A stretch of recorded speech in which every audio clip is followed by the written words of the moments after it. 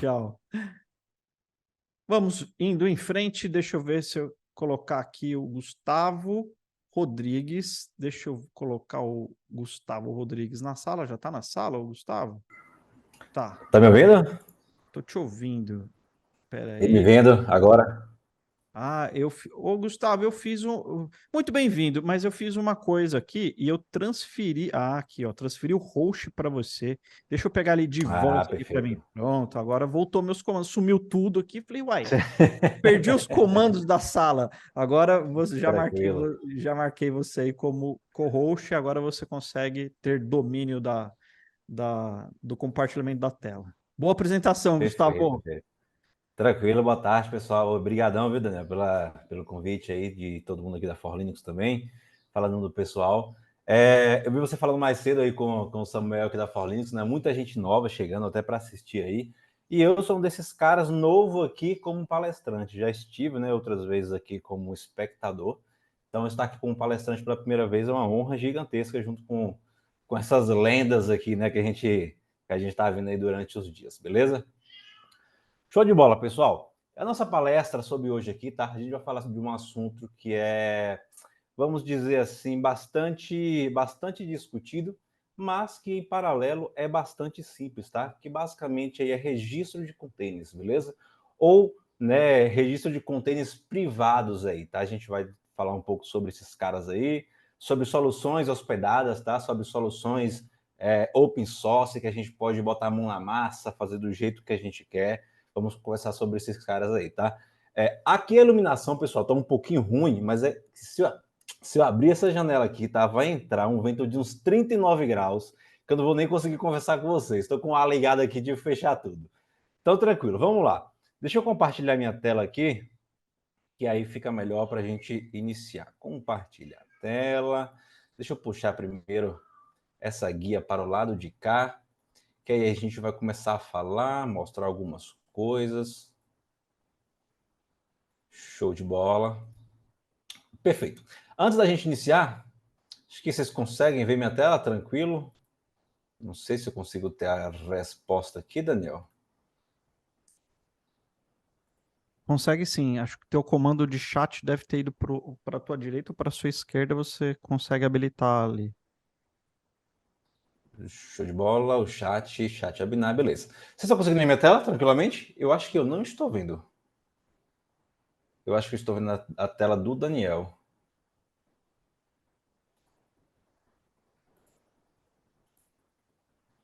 Não, a gente tá vendo a tua. Tá certinho. Ah, perfeito, perfeito. Então é algum bugzinho na minha tela aqui que eu não consigo ver a resposta. Mas show de bola. Não, a resposta não, o chat está aqui, ok. A resposta que eu falo do meu monitor. Mas tranquilo, vamos lá. Primeiramente, gente, vou me apresentar direitinho, tá? Na verdade, eu quero agradecer a participação de todos vocês aqui, tá? Pela presença de cada um aí que se mostra interessado pelo assunto que a gente vai abordar aqui, pelos outros assuntos que o pessoal da Forlinux abordou, tá? Os outros profissionais aí, né? De importante valia aí para nossa comunidade, né? De TI, DevOps em geral. Então, agradecer demais aí cada um de vocês que estão aqui, tá? Eu me chamo Gustavo Oliveira, tá, pessoal? Hoje eu faço parte aqui do time da Forlinux, tá? Eu sou analista de infraestrutura aqui, mais voltado para a área de cloud, né, DevOps, treinamento nessas duas áreas aí, inclusive. Então, hoje, basicamente, eu tô aí no time, né, de construtores, né, que são pessoas que trabalham tanto com operacional como na parte de treinamento na Forlinux. Então, hoje estou ali ministrando os cursos mais na stack de containers, né? A parte de Docker, de Kubernetes, né? Outras ferramentas aí. Já ministrei também o curso de DevSecOps aí, né? Em parceria junto com o Samuel. É um curso que ele escreveu aí, um curso fantástico da Forlinux, tá? Mas fico ali permeando justamente essa área mais de containers na Forlinux, tá? Então, eu vou deixar aqui, tá? Vou me apresentar aqui, vou deixar o meu site, vou até mandar aqui no chat para vocês, o meu blog pessoal, tá? Que basicamente é onde vocês vão encontrar todas as informações minhas, tá? Minhas experiências ali, tá? Isso aqui não vem ao caso, tá? Sobre as experiências aí, a gente vai continuar aprendendo ao longo dos muitos anos daqui para frente, né? Acho que TI é isso aí, né? Acho que o que ficou para trás é só experiência, né? Mas o que a gente tem para aprender nunca vai acabar, daqui para frente é dessa forma aí. E nesse meu blog, pessoal, aqui, tá? Dá um zoom na tela, perfeito. Show de bola, porque esse monitor é muito grande mesmo. Show de bola. Então, tá aqui um resuminho, tá? Minhas redes sociais estão aqui, Instagram, e-mail, LinkedIn, tá, pessoal? Quem quiser acessar, fique à vontade aí, tá? Nesse mesmo cara aqui, eu deixo alguns posts aqui, tá? De vez em quando, né? Principalmente para soluções, né? Baseadas aí em container. Então, tem alguns posts que eu já fiz ali, né? Sobre implementar um MongoDB no GKE, né? Fazer configuração do MetalLB aí da nova versão no ambiente on-premise, tá? Configurar a atualização de AWS Load Balance no controller, né? Lá no EKS. Então, sempre vai ter aqui, tá? Eu não digo para você que de periodicamente, mas sempre que puder, vou colocar um post novo aqui para vocês, quem quiser acessar lá e ver essas coisinhas. Vou construir alguns projetos para deixar disponível aqui, tá? Para a galera que estiver acompanhando meu blog aí também, beleza? E aí vocês podem ficar à vontade, tá? Pode utilizar esses tutoriais, aprender. Então tem algumas coisas aqui, né, que eu já costumo fazer no dia a dia, e aí, quando dá tempo, eu vou escrevendo e colocando nesse cara aí para ficar à disposição da comunidade, tá? Então, show de bola. Pulando de mim para o assunto principal, tá? O que a gente vai falar, tá? O que a gente vai falar aqui, é como eu disse para vocês anteriormente, é sobre registro de containers privado, tá? E aí eu vou voltar aqui numa imagem, tá? Que basicamente a gente tem aqui a listagem, né?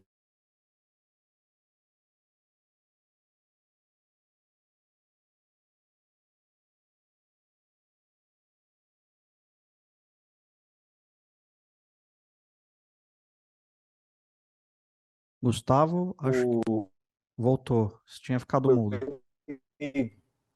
Opa, deu uma cortadinha? Deu, deu, agora voltou. Tá bom. Deu para ouvir falando aqui do Regis? Acho que deu, né? Não, ficou mudo do início do slide até agora. Ah, perfeito. Então vamos lá. Então, eu abri essa imagem aqui, tá, pessoal, para a gente falar um pouquinho sobre registry. Espero que a gente não tenha mais problemas em relação a travamento aí, para ficar bem legal aqui, tá? Então, o que é que a gente vai ver em relação a registry, tá? Essa imagem aqui, ela é basicamente autoexplicativa, né? Em um mundo onde a gente tem aí diversas ferramentas, tá? Diversas opções para tudo que a gente vai implementar, para tudo que a gente vai trabalhar. Quando a gente fala de registry para container, tá? Para armazenamento de imagens de containers, a gente tem essa mesma dúvida. Então, nessa imagem aqui, a gente, por exemplo, tem um leque de opções que a gente pode utilizar. A gente tem ali a solução da AWS, da Azure, o próprio Docker Hub, o do GCP, o GitHub Packages, tá? Que a gente pode armazenar essas imagens, o GitLab Registry, o Harbor, tá? O Quay ali da Red Hat também, tá? Tá simbolizando ali como chapéu da Red Hat. Temos também outras opções de registry aí, tá? Só que o que acontece, tá, gente? O que acontece aí? Para a gente entender, né, de forma geral, essas questões dos registros, eu imagino que provavelmente no meio da galera que está aqui assistindo a gente, acho que estamos com 340 e poucas pessoas nesse momento, né? Não consigo ver aqui, mas acho que sim. Tenho certeza que deve ter alguém se perguntando, né, sobre o funcionamento do Regis, né, o porquê de utilizar ele, né, como esse cara foi contextualizado, tá? E para a gente chegar no ponto de falarmos sobre as soluções de registro, né, sobre os registros hospedados, né, os registros open source, a gente precisa contextualizar um pouquinho lá atrás, tá? Para a gente falar sobre a importância de containers, né? Então, só para a gente chegar com a nossa base bem legal aí no assunto de registro, bora só voltar um pouquinho no tempo aqui, falar um pouquinho de container para a gente falar sobre os nossos registros, tá? Então, nessa era, tá, gente? Nessa era digital atual que a gente está vivendo, tá? Fazer a entrega de software de forma rápida, eficiente, segura, tá? Nunca foi tão necessário como nos tempos atuais, né? Então, é aqui onde entra a parte de containers, tá? É aqui onde entra a parte de containers. Então, esses caras, eles vão emergir aí como uma solução de forma revolucionária, né? Onde eles podem aí desempenhar um papel vital tanto para o desenvolvimento como para a implementação e para a execução dessas aplicações, tá? Então, a gente tem essa importância de containers, tá? No cenário atual, tá?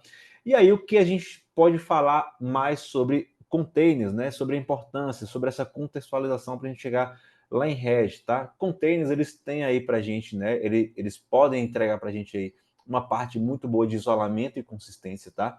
Principalmente porque eles encapsulam, né, essa aplicação e essas dependências aí em um único pacote de forma isolada, tá?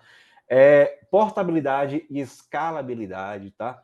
Desenvolvimento ágil, né? E aí a gente pode colocar junto o desenvolvimento ágil CI/CD, tá? Já foi falado aqui em outras palestras, acho que todo mundo está bem ciente e ambientado. Microserviços e decomposição, tá? Basicamente, aí, containers, eles são fundamentais para a arquitetura de microserviços, tá? Permitindo aí que a decomposição dessas aplicações, tá? Elas são dessas aplicações monolíticas, nesse caso, tá? E serviços menores dependentes, né? Lembrando que isso vai promover uma modularidade, tá? Facilitar a manutenção, né? E permitir, por exemplo, que equipes de desenvolvimento de software reduza o tempo, né, entre a concepção, né, entre o tempo da concepção e a ideia que você entregue, né? Então, isso gera eficiência e autonomia, beleza? E não menos importante aí, otimização de recursos e eficiência, tá? Então, tudo que permeia containers, tá? A gente tem que saber dessas informações aí. E quando a gente fala de containers, tá, pessoal? Quando eu contextualizo containers, tá? Para a gente falar sobre REST lá na frente, eu estou falando de containers de forma geral, tá? Independente da solução. Se você está com Docker na cabeça, ou com Kubernetes na cabeça, ou com alguma outra solução, tá? O que a gente conhece sobre containers, ele não vai se alterar tanto, né? O que vai alterar mais é a ferramenta que você implementa containers, né? Sobre a arquitetura daquela ferramenta em si, tá? Então, é muito importante a gente voltar um pouquinho a falar sobre containers, né? Justamente para a gente entender esse cara aqui agora, né? Sobre os nossos registries, tá? Então, basicamente, gente, o que seria o nosso Private Container Registry, tá? Então, quando a gente faz, né, quando a gente fala sobre armazenar, tá? Esses caras aí, uma imagem específica, tá? O conceito, né, e a importância para armazenar, gerenciar, distribuir containers de forma segura e eficiente, tá? Então, o Private Container Registry, tá? Basicamente, né, a gente vai falar dele sobre a importância que ele tem, tá? Sobre armazenar, gerenciar e distribuir containers de forma segura e eficiente, tá? O Container Registry, gente, um Private Container Registry, ele vai ser um componente essencial no ecossistema do desenvolvimento de um software moderno, tá? Por quê? Porque ele atua como uma biblioteca segura, beleza? Onde cada, né, container ali ele vai ser semelhante a um livro, tá? Né? E ele vai encapsular ali todas as instruções e dependências necessárias para a gente executar um aplicativo ou um serviço aí, tá? Então, este registro privado, tá? Ele garante, né, que as empresas, as organizações, elas possam armazenar, gerenciar, distribuir containers de forma segura e eficiente, tá? E lembrando, controlando o acesso, né, mantendo a integridade dos artefatos de software e por aí vai, tá? Quando a gente fala, né, em Private Container Registry, é importante a gente ter em mente que a gente quer distribuir esses nossos imagens, né, para virarem containers lá na frente de forma segura, tá? Onde ele tenha aí, por exemplo, né, uma autenticação, onde tem uma parte de segurança por cima desse cara, tá? Né? E a gente tem essas soluções para isso. Deixa eu abrir aqui uma outra imagem. Eu acho que eu deixei aqui no meu outro browser, mas tranquilo. Daqui a pouco eu abro e quero mostrar para vocês. Então, show de bola, tá, pessoal? Então, quando a gente fala desses nossos caras aí, tá, sobre os nossos Private Containers Registry, a gente tem essas soluções, como eu mencionei para vocês. E aí surge, de fato, essa dúvida de qual solução a gente vai utilizar, tá? Uma abordagem bastante importante que a gente vai ter aqui, tá? É sobre o do it yourself, tá? Ou faça você mesmo. É sobre essa abordagem, tá? É em cima dela onde a gente vai falar sobre as soluções que são hospedadas, sobre as soluções que são de código aberto, tá? As open source, que é o nosso foco aqui, inclusive, tá? Mas é em cima dessa abordagem que a gente vai querer trabalhar, tá? Então, antes da gente iniciar e falar das soluções hospedadas e descrever, né, e destrinchar cada tipo de registro que a gente vai falar aqui, é importante a gente saber a definição, né, do do it yourself, tá? Que basicamente aí eu faço a você mesmo. Essa abordagem, gente, basicamente, tá, é uma abordagem para implementação aí, né, de um Private Container Registry, onde oferece para a gente a liberdade da gente configurar e gerenciar os nossos próprios registros, tá? E aí, para isso, a gente vai ter vários softwares para isso, tá? Open sources, né? Inclusive, como o Harbor, tá? Onde a gente tem controle total sobre o ambiente, tá? A gente pode personalizar os ajustes específicos às necessidades. Eu tenho acho que eu tô com o Harbor aberto aqui, tô. O Harbor é esse cara aqui, tá? Vou até deixar ele prontinho aqui. Então, o Harbor, gente, a gente tem controle total, beleza? Sobre o nosso ambiente, onde a gente tem permissão para fazer personalizações, ajustes específicos às nossas necessidades, tá?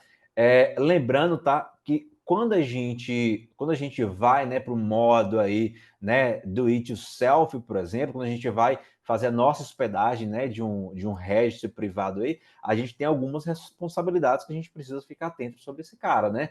Como manutenção contínua, atualizações de segurança, monitoramento do sistema, tá? E para isso a gente vai ter que ter uma equipe técnica qualificada ou a gente vai ter que ter o máximo de automação possível dentro daquele ambiente, né? Para que traga menos riscos ali para a gente, já que a gente tem um novo serviço para gerenciar no nosso ambiente aí, tá? Falando, inclusive, sobre as vantagens e desafios desse nosso cara, tá? É importante a gente lembrar, tá? Que dentro dessa discussão sobre controle, tá? Flexibilidade, tá? Responsabilidades adicionais e necessidades que a gente tem aí com a equipe qualificada, tá? Esse processo aí de distribuição de imagens, né? De conteúdos privados e artefatos da OCI, tá? Ele é crucial, né, para as organizações, principalmente que busca segurança, né, busca eficiência, busca mais controle sobre suas imagens, né, sobre os seus recursos de software, tá? Então, a gente vai acabar explorando aqui um pouquinho mais sobre essas abordagens, tá? De vantagens e desvantagens sobre a gente fazer isso aqui no nosso ambiente, tá? Obviamente, como tudo na vida, a gente vai ter pontos fortes, né? E vai ter pontos fracos. Deixa eu ver se só tem alguma pergunta aqui. Alguém quer fazer alguma dúvida? Não, tranquilo. Então, sobre os pontos fortes, tá, gente? Os pontos fracos que a gente precisa conversar sobre isso e que é essencial quando a gente vai montar um ambiente auto-hospedado aí, tá? A gente tem que pensar primeiro, né? Tanto auto-hospedado como open source, tá? Opções prontas aí para uso, como o Harbor que eu falei, como outros aí. A gente tem que pensar nos prós, né, e nos contras desses caras. Quando a gente fala, né, de soluções hospedadas, né, a gente primeiro vai ter ali, vamos pensar primeiro nos pontos fortes, tá? Que seria esses caras, que seria basicamente aí economia, né, implementação simplificada, tá? E manutenção mínima. Beleza? Falando um pouco sobre economia, tá? Geralmente, né, esses casos vão ser mais acessíveis, né? Vai possuir planos ali mais flexíveis para a gente poder utilizar, tá? Sobre a implementação simplificada, a gente vai ter uma facilidade enorme na configuração, né, na integração de outras ferramentas, plataformas. Manutenção mínima, né? O provedor vai se encarregar de dar essa manutenção para a gente, né? Fazer essas atualizações de segurança. Uma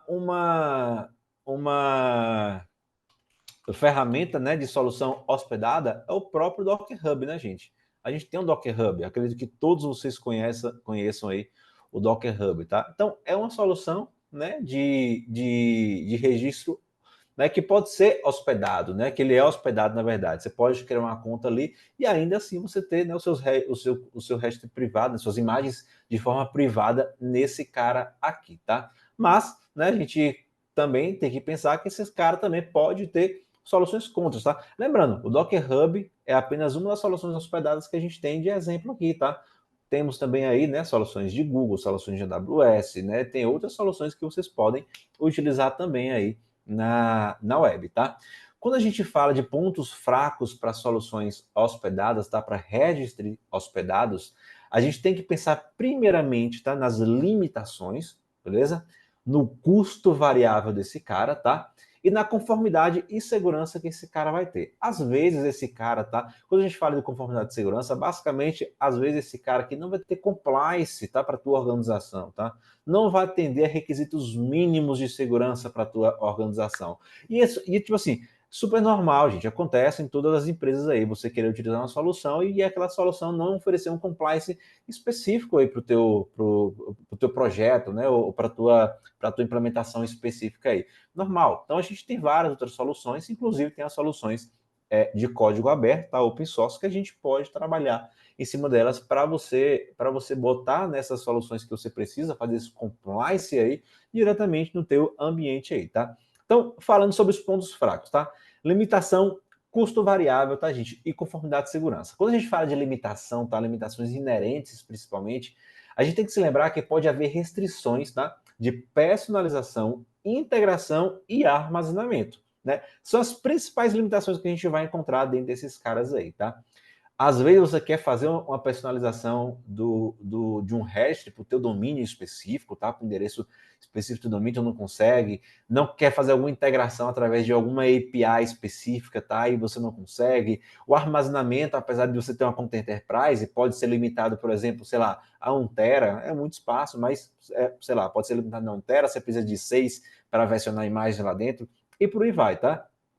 Outro ponto fraco, tá, gente, é o custo variável. Dependendo do uso, tá, os custos eles podem escalar. De que forma? Armazenamento, solicitações, né, pull push. Então, você pode pagar de diferentes formas esse cara. Então, pode haver ali um custo variável, tá, para vocês e não ser interessante no final das contas esse custo variável, tá?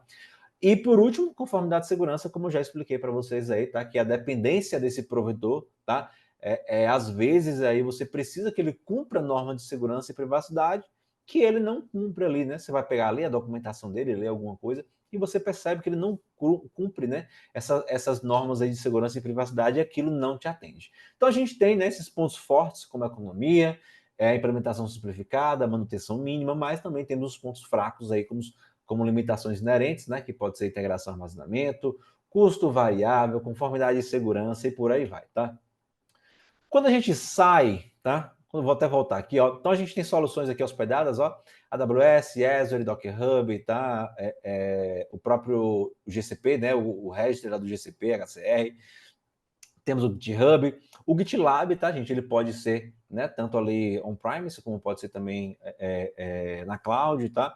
Temos o Harbor aqui, o Quio e a outra opção de registro ali, que a gente vai falar desses caras aqui agora, tá? Pessoal, desculpa, mas eu tô com um refluxo brabo aqui. Então vamos lá. Quando a gente fala de soluções de código aberto, tá? Gente, alguém tem alguma pergunta? Quer tocar em algum ponto específico aqui? Vou até dar uma pausa aqui para a gente falar sobre isso, né? Caso alguém tenha alguma dúvida aí, queira levantar a mão, perguntar, fica à vontade, tá? Se não, vou falar sobre as nossas opções open source aqui.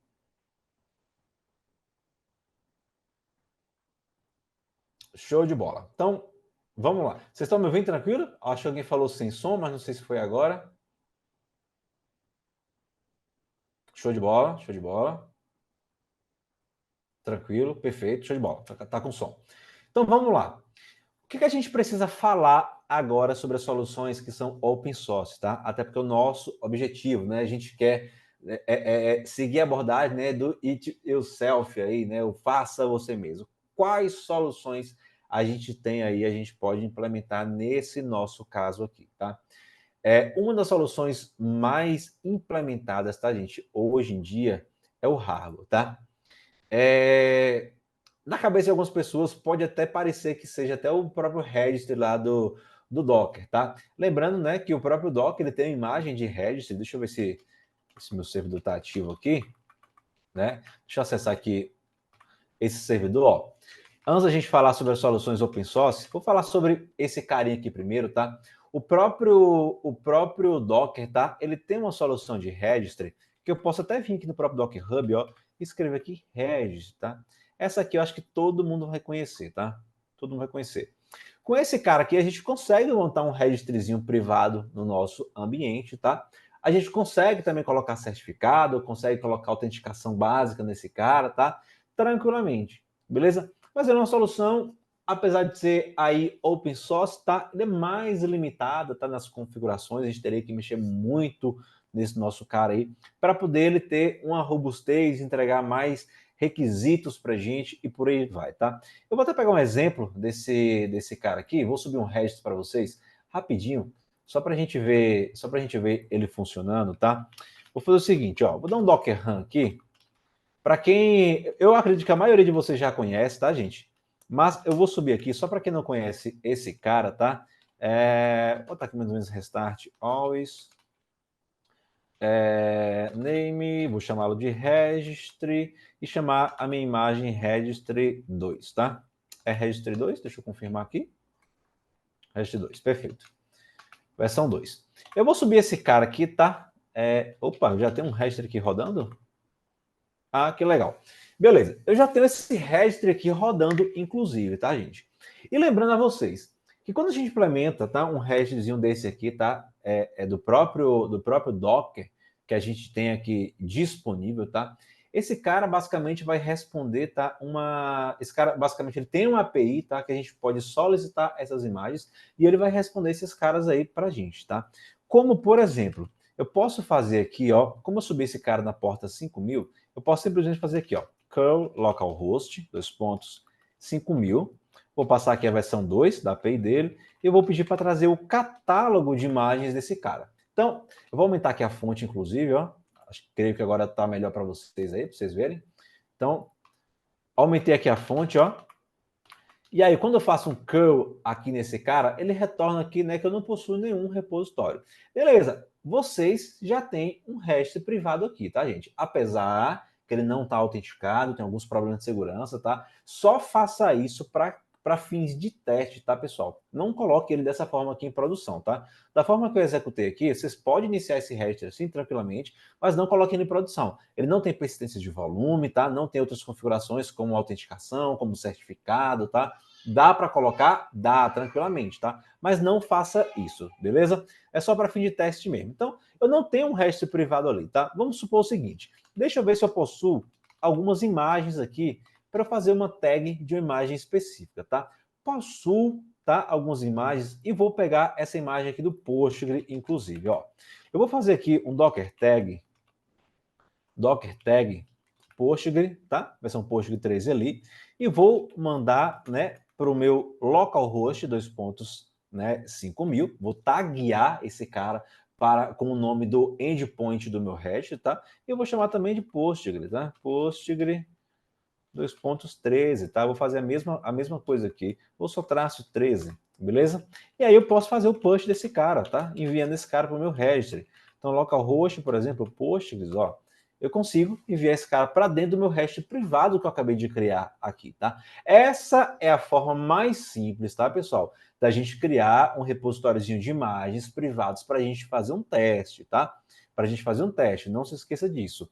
Se eu faço aquele curl novamente lá, né, o meu catálogo agora vai me responder que eu possuo, né, um repositório do Postgre 13 dentro do meu cara aqui, tá? Então, consigo ver essas imagens aqui. Se eu quiser, por exemplo, ver a tag desse Postgres 13 aqui, tá? Não coloquei o 13 ali como tag, eu posso fazer basicamente a mesma coisa aqui, ó. Chamar a API do meu REST, tá? E vou botar aqui, ó, Postgre-13 barra tags barra list, tá? Então, ele vai dizer que a minha imagem Postgre 13, tá? Ele possui uma tag chamada latest ali, tá? Como não especifica a tag, né, automaticamente ele bota a tag latest. Não se apegue, tá, gente, diretamente a como foi executado esse registro. É mais para demonstração, é mais para testes, tá? Quando a gente vai para um ambiente de produção, tá, pessoal? Lembrando, tá? Eu até tenho isso aqui aberto para vocês, né? A própria Docker fala aqui, inclusive, ó, para esse tipo de comando aqui, quando vocês vão executar, tá? Vocês não fazerem isso para um ambiente de produção, né? Não tem persistência, não tem TLS, não tem autenticação, não tem nada, né, que pode garantir a segurança do resto para vocês. Então ele dá um warningzinho aqui em vermelho, inclusive, falando para não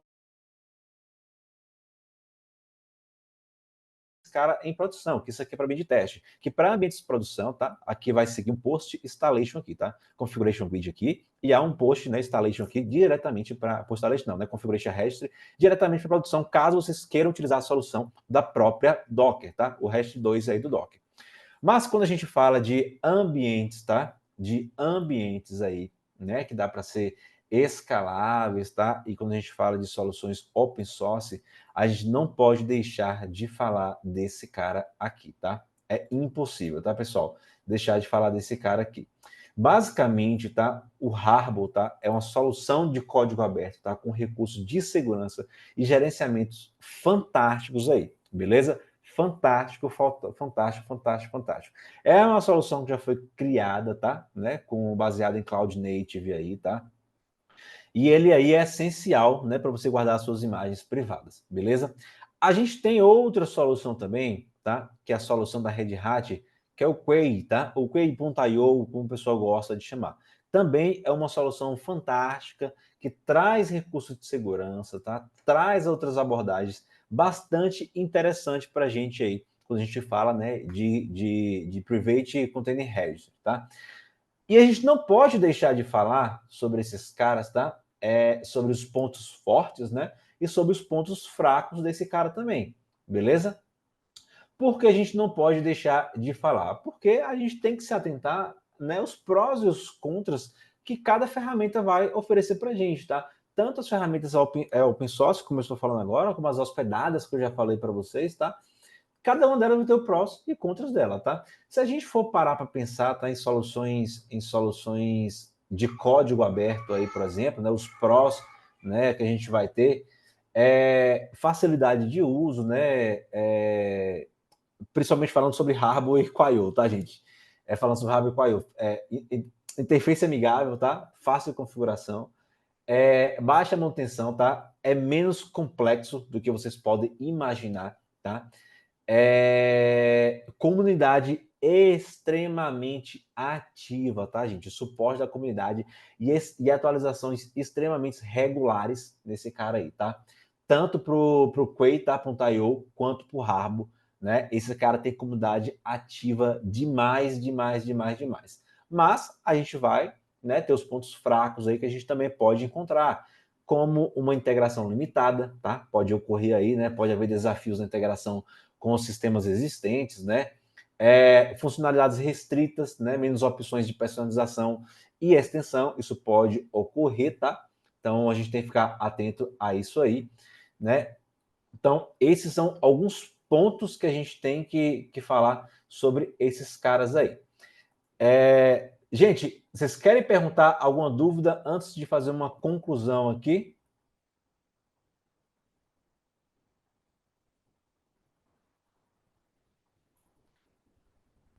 Gustavo, tem 3 aqui no Q&A.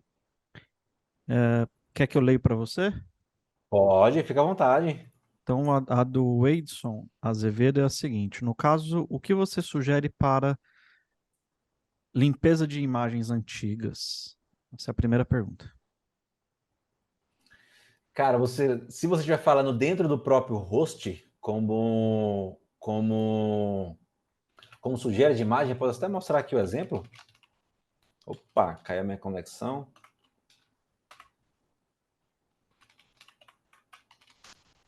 Se a gente faz aqui um Docker Images, por exemplo, eu estou utilizando Docker como exemplo aqui, tá, gente? Mas já eu falo um pouquinho para vocês sobre repositórios privados, tá? Para Kubernetes também. Já cheguei nesse assunto. O Edson, né? Beleza. Se você estiver falando de imagens, tá? Que seja no host mesmo aqui, a limpeza padrão aí vai ser uma automação, algum script específico para você poder fazer isso, tá? Não tem para onde a gente correr. Obviamente, existe algumas soluções, tá? De gerenciamento de containers aí, a gente conhece, né? Portainer, outras soluções que dá para a gente fazer algumas regrinhas para fazer essa limpeza. Se você estiver falando aí sobre limpeza dentro, né, de Privates Registry, por exemplo, um Harbor da vida, um Quail da vida, esses caras já têm gerenciamento para limpeza lá de repositórios, tá? Então, ele já, quando você implementa esses caras aí, ele já tem soluções lá que você consegue limpar, né, desfazer o parent dessas imagens, caso possua alguma coisa específica desse tipo. Se for no host mesmo, como você está falando, limpeza normal. Você pode montar um script, né? Fazer um filtro ali para ele buscar apenas o ID da imagem, tá? Pode fazer um Docker, Docker Images, acho que -Q, traz só o cara ali. Aí você pode passar esse cara aqui, por exemplo, vou fazer a limpeza aqui, ó. Pode passar esse cara para dentro, né? De uma variável, fazer um Docker RMI Aqui, ó, ele vai limpar todas as imagens lá, que vai ser listada daquele cara. Ele vai dar erro em uma, porque tem um container em execução, na verdade, tá? Se for desse tipo aqui, eu aconselho, né, ou um script, tá? Ou uma automação aí agendada no seu servidor. Se for alguma coisa diferente disso, pode falar aí no nosso cara, tá? Olha lá, tá deletando como eu fiz para vocês. Mais alguma pergunta? Tem uma do Rafael. Tem alguma dessas opções de registro que traz uma automação do ciclo de vida da imagem? Cara, geralmente as imagens de cloud é quem vai trazer a melhor configuração de ciclo de vida da imagem, tá? Geralmente as imagens que são open source, tá? Eles vão ter configurações para ciclo de vida de imagem, tá? Mas não vão ser tão robustas como as soluções hospedadas, principalmente as soluções que estão em cloud. As soluções da AWS, a solução do Azure, a solução do Google, tá? Esses caras têm uma responsabilidade muito melhor sobre o gerenciamento de ciclo de vida das imagens. Boa, era isso por enquanto. Mais alguém, gente?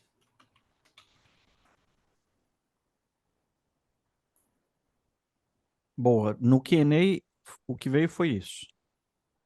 Show de bola. Só para a gente finalizar aqui, tá, pessoal? E eu dar uma sugestão, tá? Aqui deu conflito, né? Na limpeza das imagens, porque eu tenho um conteúdo em execução. Só dar um alerta para vocês, tá? Os exemplos que eu estou utilizando aqui foram baseados em Docker, tá? Recentemente não, né? Alguns anos, acho que todo mundo sabe, né, que o Kubernetes, por padrão, deixou de utilizar, né, ali o Docker como container runtime, né? Apesar, acho que de quase todo mundo aqui saber que por trás, né, do Docker, quem roda, na verdade, é o containerd.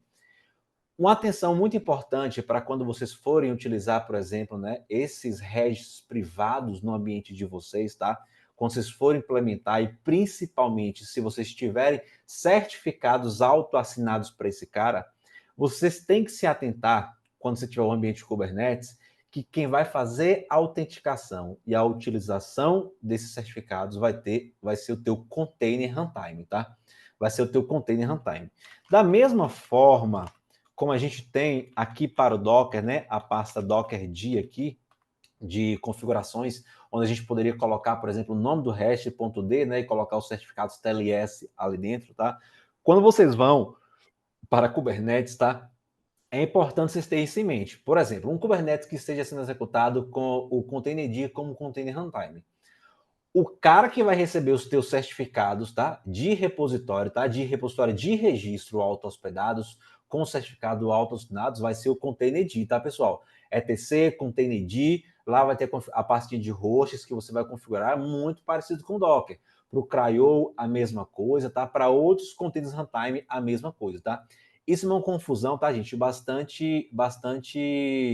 É uma confusão que acontece muito na hora de você implementar, tá? Um Kubernetes, por exemplo, on-premise, tá? Quando você tem um ambiente on-premise aí, o pessoal se pergunta, meu Deus do céu, e agora que eu vou montar um meu ambiente privado de registry aqui, como é que eu vou linkar esses caras aqui diretamente no meu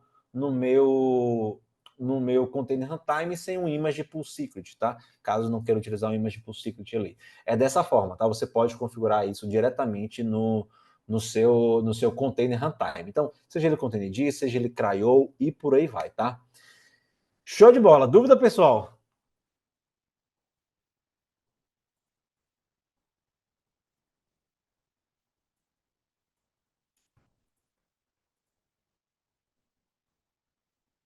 Se tiver dúvida, pode perguntar que eu tô vendo o chat aqui, tá?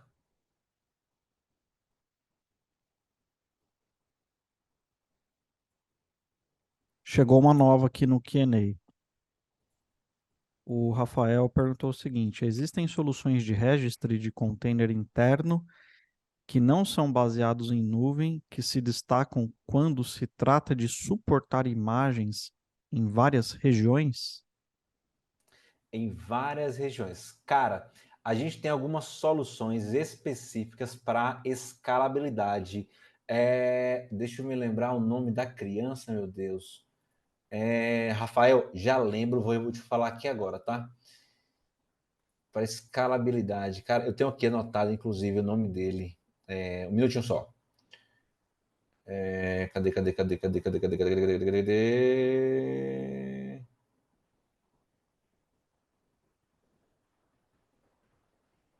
Cara, Tree Scale, tá? Tree Scale. Esse cara é especializado para desempenho e escalabilidade, tá? Deixa eu pegar aqui, inclusive, o link dele, vou passar para vocês.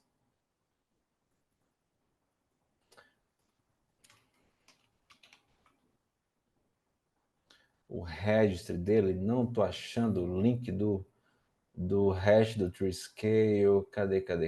Cadê? Meu Deus.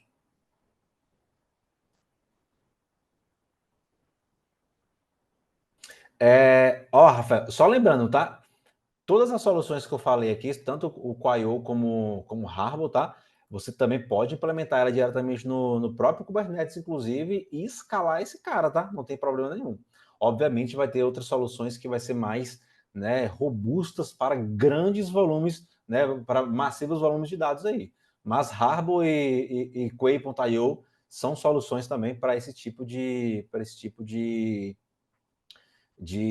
armazenamento aí, tá? De imagens.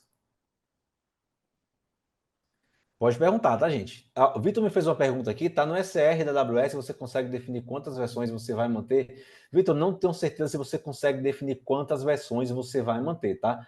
Obviamente, eu creio que essa opção esteja disponível lá, tá? Até para você não ter um número infinito lá de versionamento dessas imagens aí. Ele sempre vai fazer um ciclo de vida, né, bem amigável para esse cara, né? Por isso aí, você vai definir qual é o ciclo de vida das imagens, ele vai fazer uma limpeza ali da última para mais recente e por aí vai, tá?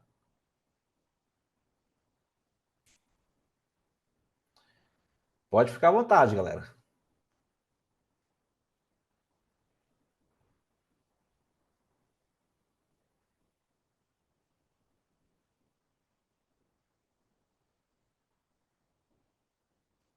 Quem quiser perguntar e tiver afim, pode ficar à vontade, tá, gente?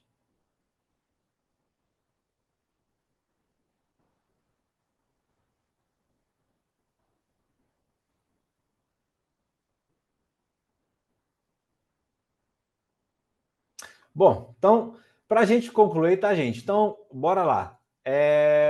Só concluindo, tá, Daniel? Então, o que a gente precisa ter em mente, tá? E a gente fazer essa nossa finalização aqui, tá? Principalmente falando das soluções de código aberto, tá? Lembrando que as soluções de código aberto, tá, gente? Elas vão oferecer aí para vocês um espectro de opções, tá? Desde soluções prontas aí como o Harbor, como o Quay.io, tá?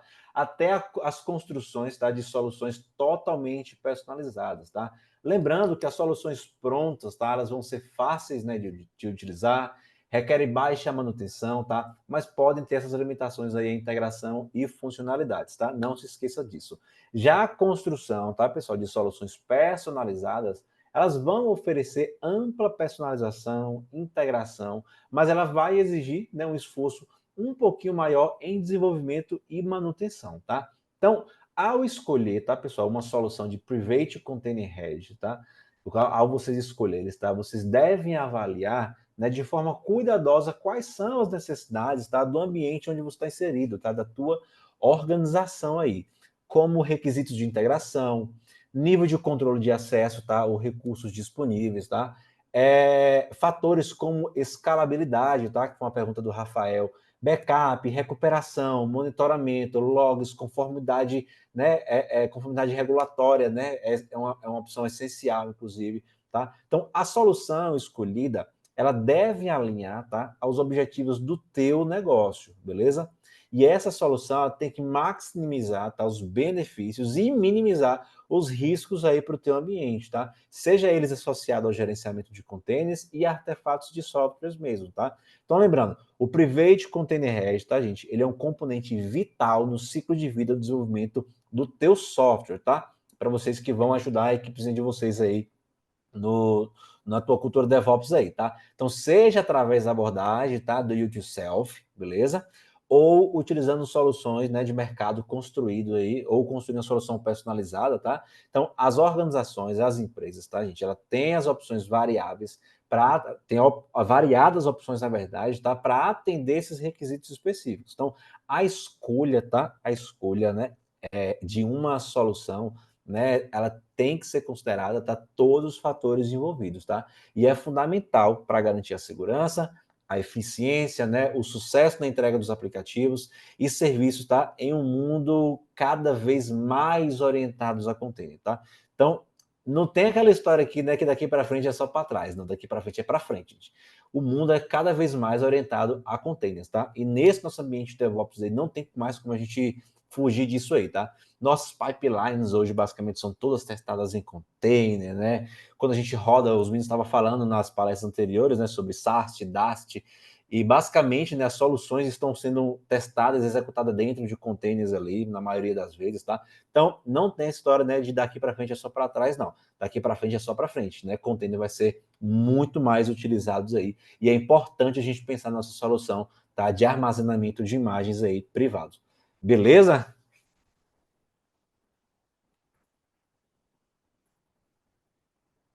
Show de bola, Gustavo. Muito bom, muito bom. Maravilha. Quanto aprendizado, né, cara? É muito legal, muito legal.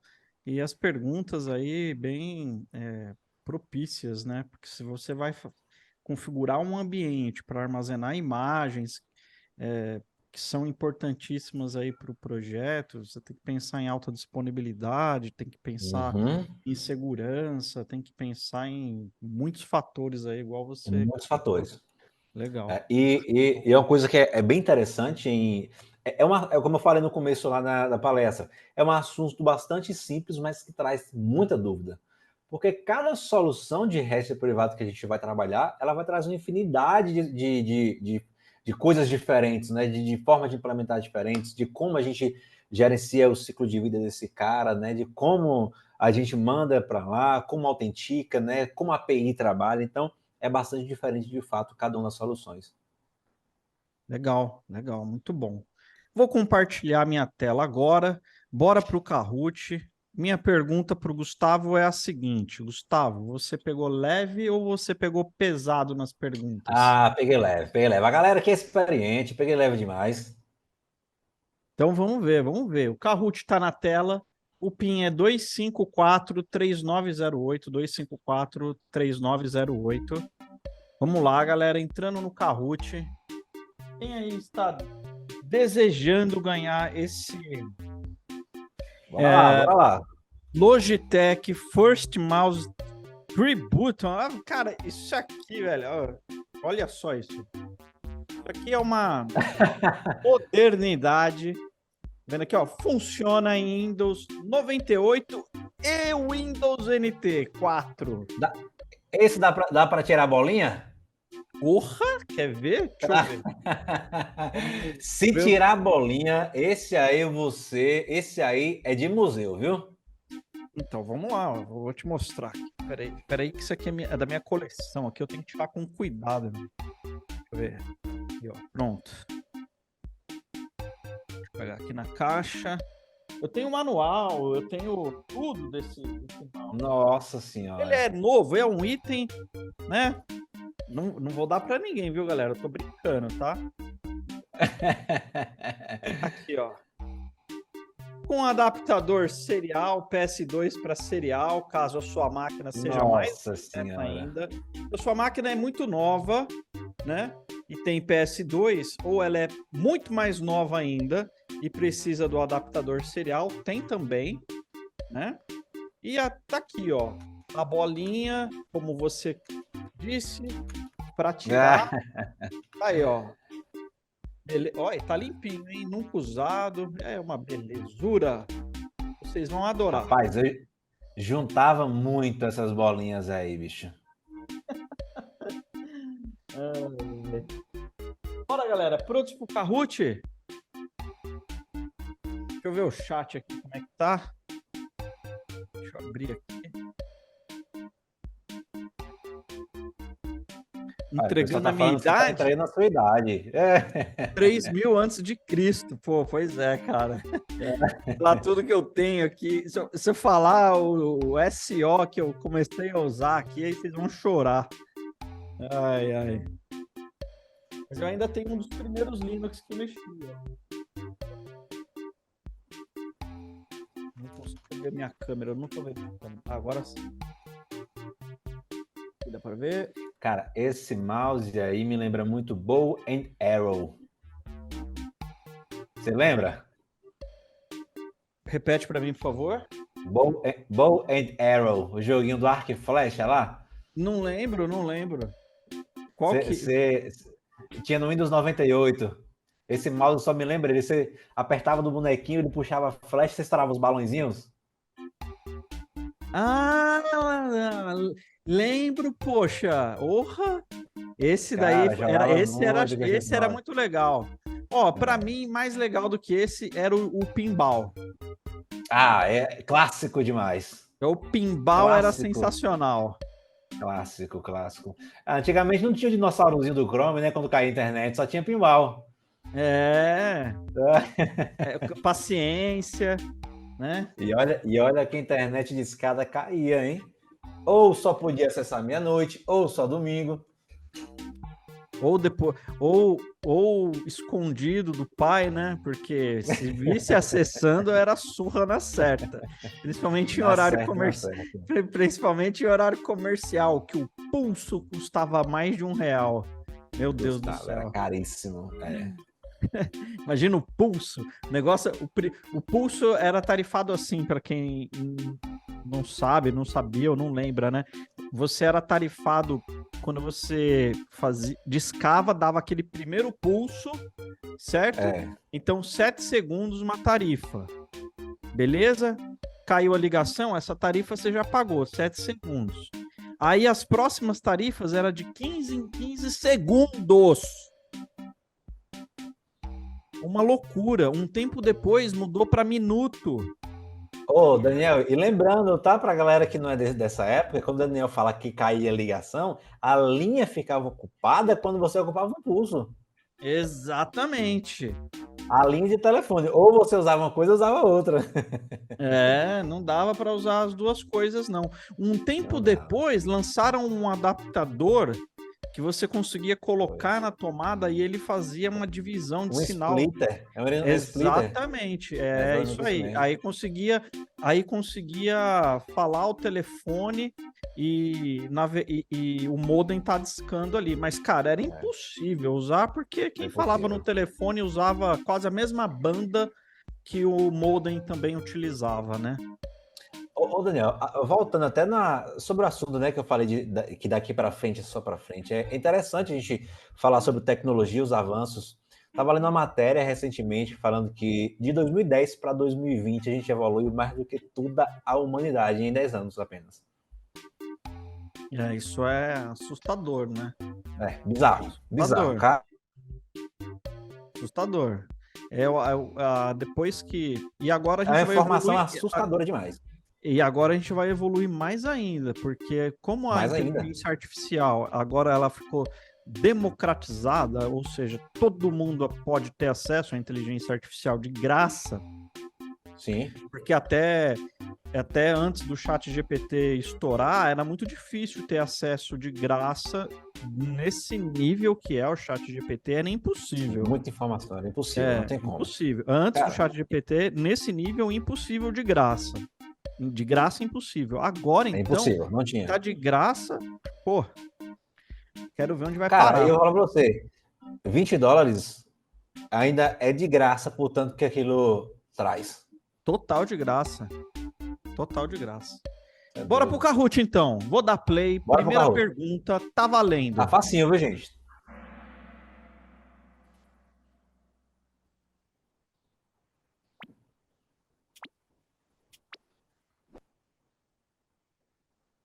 Qual dos seguintes fatores é crucial para garantir a segurança de imagem de containers?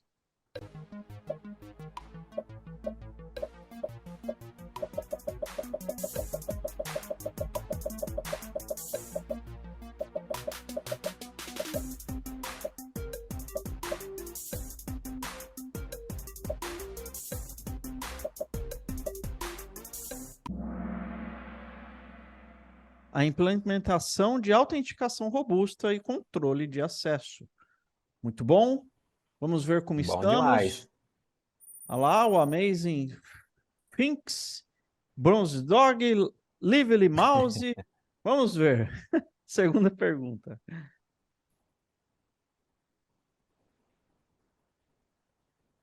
O que se deve considerar ao escolher a solução correta para um Private Container Registry?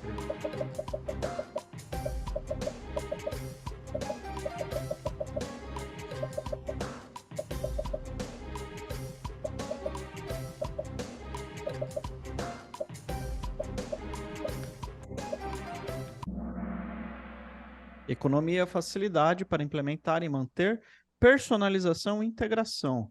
Isso daí, Top porque demais. tem que pensar nessas coisas mesmo, porque são, principalmente quando você monta uma stack 100% open source, elas têm que conversar Perfeito. com naturalidade, né, Gustavo? Mas Perfeito, interessei. É isso aí. o Amazing Things disse que fica, o Bronze Dog também, Lively Mouse também, Magic Zebra chegou e o Silver Puffin também. Vamos agora para a terceira pergunta. O que é um Container Registry? Fácil demais. Vamos lá, meu povo. Tá tranquilo.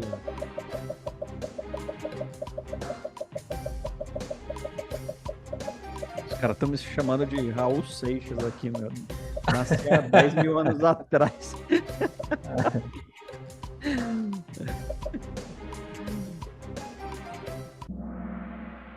O que é um Container Registry? Um repositório para armazenar e distribuir imagens de containers. Ótimo. Fácil. Simples Ótimo. demais. Bom demais. Vamos ver como é que ficamos. Tivemos uma pequena virada. Primeiro para segundo, terceiro para quinto.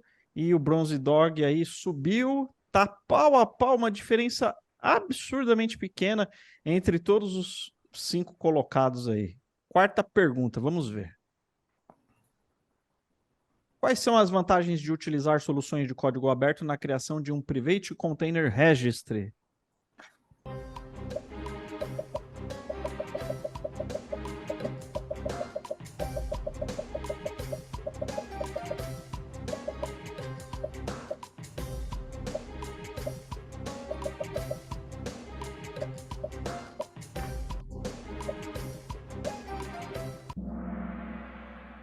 Economia, possibilidade de personalização e comunidade ativa. Exatamente. Se a Perfeito. comunidade é muito parada, já dá para entender que o projeto não está caminhando numa velocidade que caminharia, por exemplo, a sua aplicação, a sua infraestrutura, né?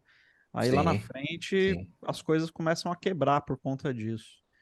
Show. Vamos ver como é que ficamos. O Amazing Things voltou, Bronze Dog desceu, Magic Uma revirada. Zebra subiu e o Lively Mouse manteve a sua colocação. E eu não lembro ali quem estava em quinto deu uma sumidinha porque o Joyful Sea Lion disse que quer pegar o primeiro colocado. Então vamos para a última pergunta.